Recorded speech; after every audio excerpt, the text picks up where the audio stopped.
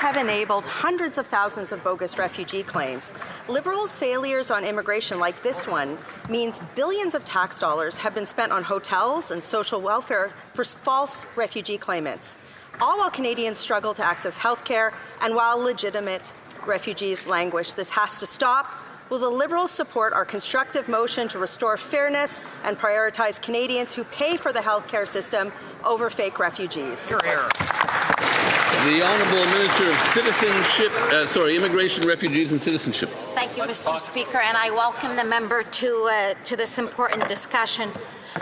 We have already introduced and made changes to the interim federal health program that will considerably reduce the costs. We are also making significant changes and have introduced C-12, which will curb the misuse of asylum. We will control costs, and we will truly protect those that are vulnerable in line with our international and humanitarian obligations.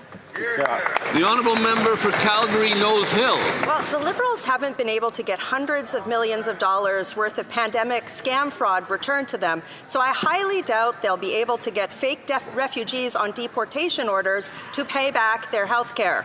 Mr. Speaker, this is something that needs to end.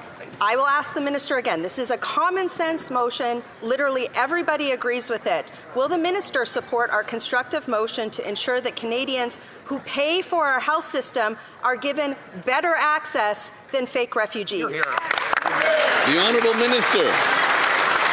Mr. Speaker, to keep our program sustainable, we have and are making measured changes to the health coverage. We've already introduced copay to the system. We are already curbing the misuse. We've introduced a lot of integrity measures. We have C-12 that is currently in front of us, and thank you for the Conservatives for supporting that. That will reduce also misuse of the system. We also have international and obligations that Canada will continue to honor, particularly for those that are in need, and most of them are our children. The Honourable Member for Riding Mountain.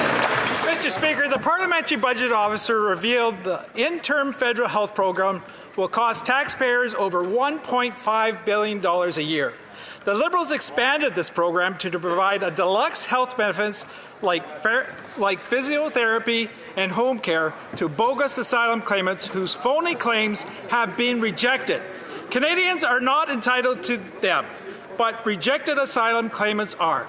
Why are the Liberals giving bogus asylum seekers better health care than Canadians who fund the system? The Honourable Minister. Thank you, Mr. Speaker. I really appreciate that question. To speak to the PBA report, those are projections in that report. They do not take into account the changes that are coming in Bill C-12. Neither do they take into account the interim health measures that we've introduced, including copay and other provisions. So I look forward to that. The Honourable Member for Riding Mountain. Mr. Speaker, while the Liberals defend deluxe health benefits for bogus asylum claimants, millions of Canadians are waiting in line for care. There are Canadians in this country who can't get health care they need because the wait list is too long. Ahead of them on that wait list are people who filed fake refugee claims and were rejected by the government's own refugee board.